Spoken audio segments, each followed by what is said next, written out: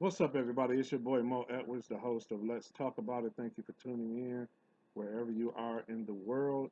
If this is your first time tuning in on Let's Talk About It, we talk about a variety of topics from Bible topics to everyday life topics. And I do my videos raw and uncut, you know, like what I'm doing now, just laying in the bed on the webcam. I have a professional HD camera, editing software. I am a producer and a writer, but I want to be personal with these videos, laid back, raw and uncut, and really deal with the issue at hand instead of being cute in Hollywood with, bells and whistles flipping around in the videos and looking good and posing and all of that, but not really talking about core issues and issues that matter. You know what I'm saying? A lot of our teachers and leaders have gotten real Hollywood and cute, and the situations and issues that we have in the church and in the world are not cute. You know what I mean? So you can submit your questions and or topics of discussion at Let's Talk About It Season 1 at yahoo.com. That's Let's Talk About It Season 01 at yahoo.com. And if you want those questions or topics to be confidential, I won't share who you are. I'll just share the title. But if you do want me to share who you are, when I open up with a video, I'll say Carol from Indiana asked, or Don from Mississippi submitted this topic, and we're gonna go in on it. Okay. So on this video, I want to talk about the church gone wild. The church gone wild. The church gone wild. Years ago, they came out with the video DVD series, Girls Gone Wild, and this gone wild, and that gone wild. Uh, but now, we got to deal with church gone wild because, in many respects, the church is out of order. We're going too far with some things, in my opinion. I'm asking you in this video, what do you think? Has the church gone wild? Are we out of order? Have we gone too far with certain things? Me personally, I think we've definitely gotten away from sound doctrine. I mean, I've heard some teaching that's downright blasphemous. It's so off theologically. The way some of our women are dressing, especially those who are in leadership and are artists and stuff like that. You expect it from somebody coming out of the world. Once they first get saved, hey, all they got is club clothes. But for women who have been saved 15, 20, 30 years, and you're in the public eye, you shouldn't be wearing certain things. Um, this one lady, I think it was on Facebook, she said that the secular is influencing the sacred instead of the sacred influencing the secular. It's like we're trying to be as worldly as possible, you know what I mean, and still be Christians. Um, our leaders, they've gotten real cute in Hollywood. They want to be famous instead of um, effective. Um, you know, I've heard, people in small cities talking about preachers of this city and preachers of that city, following behind the preachers of LA. And personally, the pastors that I hear talking about it are nowhere near being a figure that could even bring the ratings that those pastors in LA are. But, you know, I don't get it. Instead of us trending or imitating people like MLK and Malcolm, if you're going to imitate something or, reduplicate something or follow something, or jump on a bandwagon or something, why not that? Why not be community activists? Why not be, revolutionaries? Why we start these trends of this old cute Hollywood stuff? Now everybody else want to follow that. That's why we losing our neighborhoods. We already done lost them to the thugs and the young people. You know what I'm saying? Um, we get mad because the gays are taking over, but our men ain't standing up and holding it down. You know what I mean? So, I mean, it's a whole lot of stuff that I could go in on. I don't have any notes, so I'm just kind of just kicking it. In the comment section, you can bring up, some stuff that you're seeing in the church. I've been watching videos on Facebook of churches just doing all kind of stuff during worship. And even if it's not a worship service, just in a sanctuary period, playing R&B music, dancing all wild, and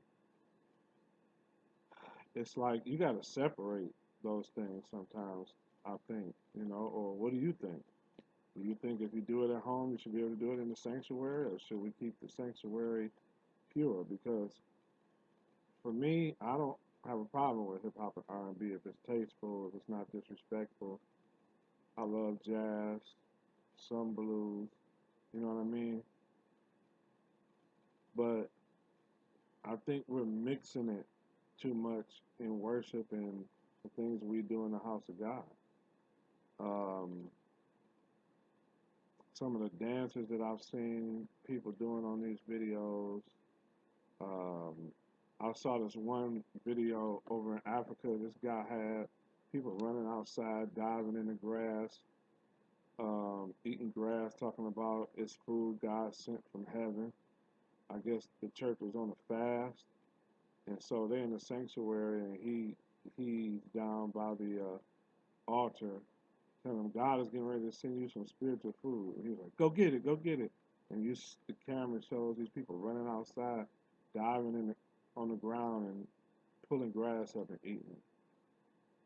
I'm like, oh wow. I thought years ago when Wayne T. Jackson laid down on the backs of those preachers who were laying on the floor with cover on them, I thought that was wild. But when I saw this video, I was like, oh my God. And then again, the doctrine, man, some of the stuff you hear people teaching, man. And then all these titles people taking on. Archbishop and, women just, all out of order with stuff, you know. And I was telling some pastor friends of mine on Facebook, uh, Pastor Julius Baker and Pastor Fred Dupree, I told them we need a reform, man. We need another reform like back during the Protestant Reformation. We need to, like, direct the whole church back to the Bible, but we all know that's not going to happen. Because it's not even about truth and doctrine for some of these pastors and some of these churches. Um, and I don't know about y'all, but I take pride in everything that I do and everything that I'm a part of since I was young, from the Navy on. I've always tried to be the best that I could be, and I always tried to associate myself with positive things and things that operate in the spirit of excellence. When I got saved, CCF was my home church bishop. Man, he had a spirit of excellence. Man, he just didn't teach just any old thing or wear any old thing. Or, when he had programs or business wise, always a spirit of excellence. And so from the military on, I've been taught to just, you know, hold up a standard of integrity and professionalism and holiness and, whatever. I'm not saying that I'm perfect, but dear Lord, I know where to draw the line. Um, and so, and for anybody who wants to talk about pride, you can take pride in something, or you can uh, be proud of someone. When the Bible talks about pride comes before the fall. It's talking about the pride that you have within, the arrogant pride that you have within yourself, that you esteem yourself higher than you should. It's an arrogant pride. You don't have to say, "Oh, I'm godly proud of you." You ain't got to throw that in there. You can be proud of somebody. It's just that you shouldn't be proud within yourself. Just want to throw that out there. That's one of those doctrines that we've learned in ignorance. That we can't be proud of someone or have pride in something. Anyway, I take pride in what I do and what I'm a part of, and I'm not even in the Navy anymore, but I'm a veteran.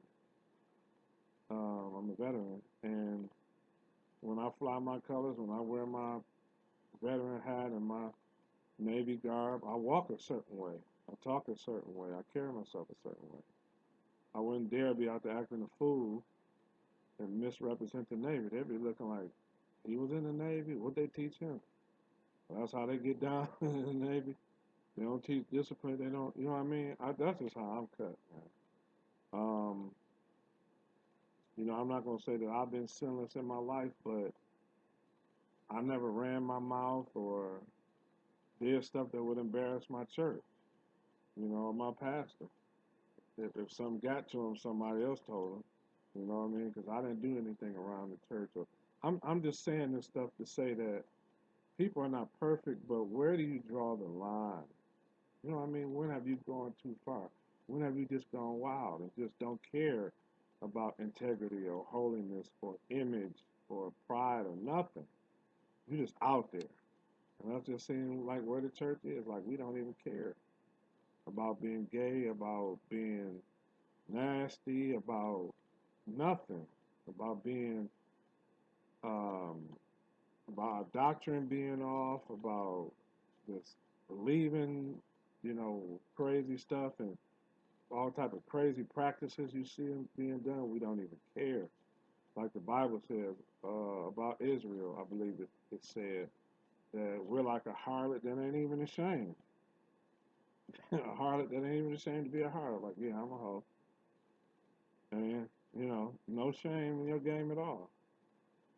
And it's just gotten crazy. You know what I mean? So I just thought I would do this video real quick and see what y'all think. You know, you can leave your comments. If you got a YouTube channel, you can do a response video. Church going wild. Uh, have we gone too far? Are we out of order? You know what I'm saying? I think that we've gotten so passive and so liberal that anything goes now. You know, and it's like what bothers me because I'm a big doctrine uh, minister. I was studying to be an apologist, and I just love the Word of God. I love studying. I'm just you know trying to grow and be a theologian one day. People say I am already, but now a theologian um, is an expert in theology, and I wouldn't say I'm an expert, but I know a little something. Uh, but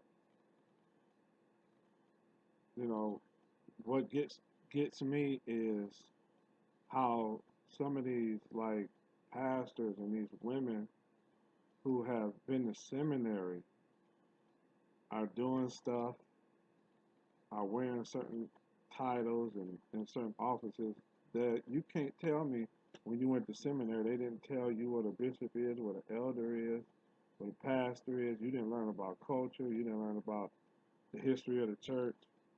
So to me it's just like you went and learned this stuff and you know it, but it's like I ain't gonna live by it. You know what I'm saying? The heck with the Bible saying that a bishop must be the husband of one wife. I'm gonna be a female bishop whether you like it or not. You know what I'm saying? And it's like, hey, it's like Burger King. You can have it your way. You can do whatever you want to do in the church today. Who's gonna do something about it? You know? Obviously, God is passive in it right now. You never know when His judgment is gonna come. I guess he doing like it says in Romans 1. He just leaving us to our own lust. Uh, I don't know. What you say? Peace.